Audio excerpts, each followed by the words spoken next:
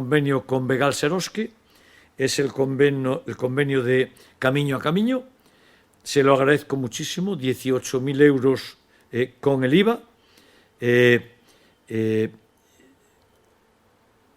No sé por qué no me dais la cifra exacta, 18.000 euros más el IVA, no sé qué significa. Para cifras, vale. 18.000 euros más el 21% del IVA para la organización de los recorridos medioambientales durante los meses de septiembre, octubre y noviembre. Se van a realizar en los parques forestales de Bembrive, de Beade, Monte dos Pozos, Serra do Suído, Serra da Groba, Serra Galleiro y Serra Galiñeiro. Vamos a hacerlo en dos grandes bloques. Un primero que será la senda panorámica de Vigo, a lo largo de septiembre y octubre, 19 de septiembre, 26 de septiembre, 3 de octubre y 19 de octubre.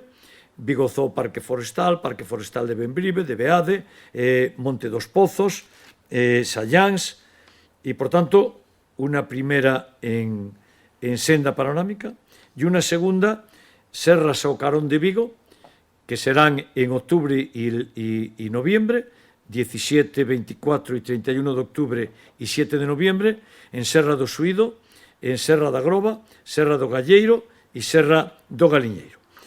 Participarán unas 800, 900 personas, hay que hacerlo con criterio COVID todavía.